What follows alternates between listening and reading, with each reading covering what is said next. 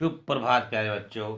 जैसा कि आप जानते हैं, शनिवार के दिन मैंने आपको बताया था कि शादी के बाद ना बिहार में एक डालमिया नगर है।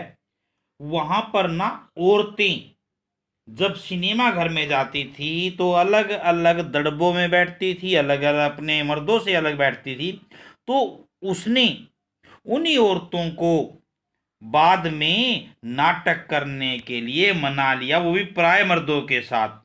और अकाल और अकाल राहत कोष के लिए उन्हीं के माध्यम से पैसा भी इकट्ठा किया गया। वहां से निकली तो कर्नाटक के और भी छोटे कस्बे बागलकोट में पहुंच गई।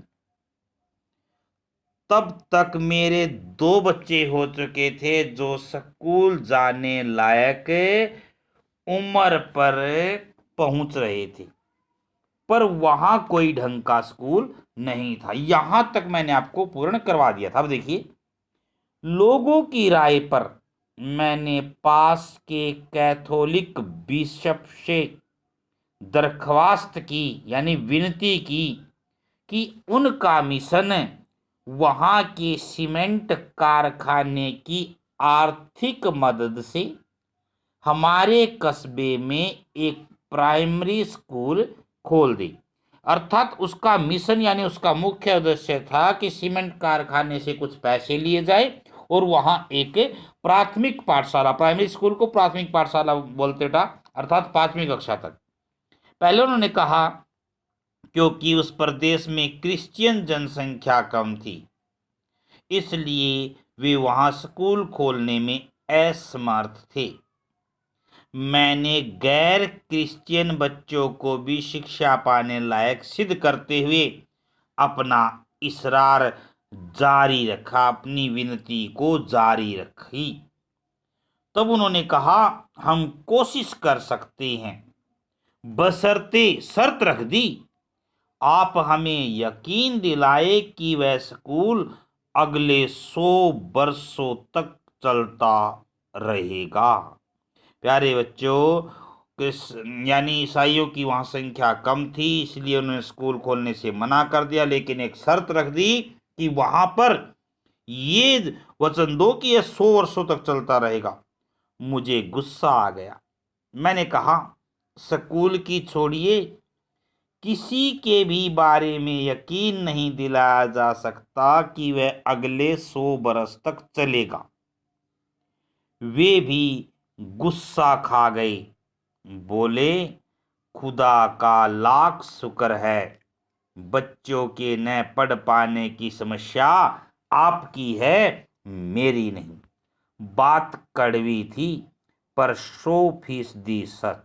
100% सच यानी 100% सच थी। सच के आगे सिर झुकाने की हमारी बचपन की आदत थी। सो मैंने तय किया कि मैं खुद अंग्रेजी, हिंदी, कन्नड़ 3 भाषाएं पढ़ाने वाला प्राइमरी स्कूल वहां खोलूंगी और कर्नाटक सरकार से उसे मान्यता भी दिलवाऊंगी। वहां के अनेक मेहनती और खिसके लोगों की मदद से यह व्रत पूरा हुआ। मेरे बच्चे तथा अन्य अफसरों के बच्चे उसी स्कूल में पढ़े। बाद में अलग अलग शहरों के अलग अलग ख्यात स्कूलों में दाखिला भी पा गई। ख्यात यानी प्रसिद्ध स्कूलों में। ऐसे अनेक मौके आए जब मैंने अपने जिद्दीपन के नमूने पेश किए, पर सबसे ज्यादा उसने मंच पाया मेरे लेखन में, जो शुरू से अब तक लीक से खिसका था, परंपरा से हटकर अपनी राह खुद तलाशता रहा है। पर सब कुछ कर लेने पर भी मैं अपनी छोटी बहन रेनू के मुकाबिल नहीं पहुंच सकती, यानी उसका मुकाबला नहीं कर सकती। 1950 के अंतिम दौर में एक रात दिल्ली में एक साथ 9 इंच बारिश हो गई।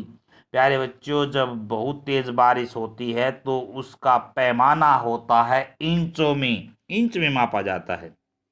दिल्ली की खासियत यह रही कि थोड़ा पानी बरसते ही वहां के नाले पर नालों में बाढ़ आ जाती थी। अर्थात प्यारे बच्चों, दिल्ली ऐसा स्थान है जहां हल्की बूंदाबांदी होने पर भी अत्यधिक पानी इकट्ठा हो जाता है। अर्थात वहां बहुत ज्यादा पानी इकट्ठा हो जाता है, पानी की निकासी नहीं हो पाती है। जो नाले हैं ना, ऊपर नाले, अर्थात एक नाले दूसरे नाले में जाकर मिलते हैं, प्रतीत होते हैं। पानी यानी पानी ही पानी चारों ओर दिखाई देता है। पुलों के नीचे पानी भर जाता है और तमाम यातायात ठप हो जाता है। इस कयामती बारिश के बाद तो सरकारी दफ्तरों के पहले तल्लों से फाइलें पानी में तैर आई थी। यानी इतनी अधिक बारिश हुई कि जो फाइलें थी ना, वो पानी में तैरने लगी थी। प्रथम तल पर, पहले तल्लों, प्रथम तल पर अगली सुबह किसी तरह का कोई वाहन सड़क पर नहीं निकला था।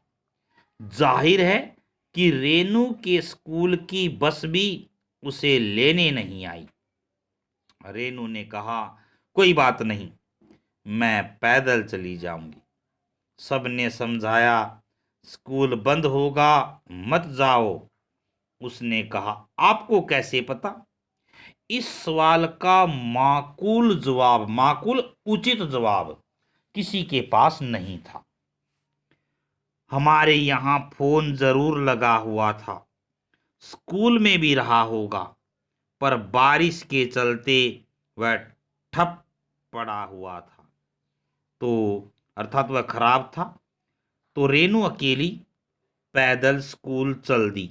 गनीमत यह थी कि बारिश एक मुश्त बरस लेने के बाद, एक साथ बरस लेने के बाद थम गई थी। सड़कों पर पानी था पर और बरस नहीं रहा था। तो रेनू 2 मील पैदल चलकर स्कूल पहुंची। जैसा हमने कहा था, वह बंद था।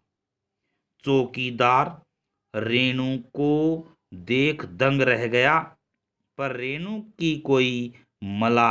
को कोई मलाल नहीं था, कोई दुख नहीं था, कोई पीड़ा नहीं थी, कोई पछतावा नहीं था। वह वापस 2 मील चलकर घर पहुंच गई। सबने कहा, हमने पहले ही कहा था। उसने कहा, स्कूल बंद था तो मैं वापस आ गई, इसमें आपका कहना कहां से आ गया? सोचती हूं कैसे रोमांच का अनुभव हुआ होगा उसे उस दिन। जगह जगह पानी से लब लब करते सुनसान शहर में निचाट अकेले, यानी निचाट बिल्कुल अकेले, अपनी धुन में मंजिल की तरफ चलते चले जाना। सच, अकेलेपन का मजा ही कुछ और है। प्यारे बच्चों, मुझे उम्मीद है आपको ये कहानी पूर्ण रूप से समझ में आ गई होगी। यदि फिर भी आपको इसमें कोई संदेह है तो आप मुझे कमेंट बॉक्स में कमेंट करके अपना प्रश्न पूछ सकते हैं।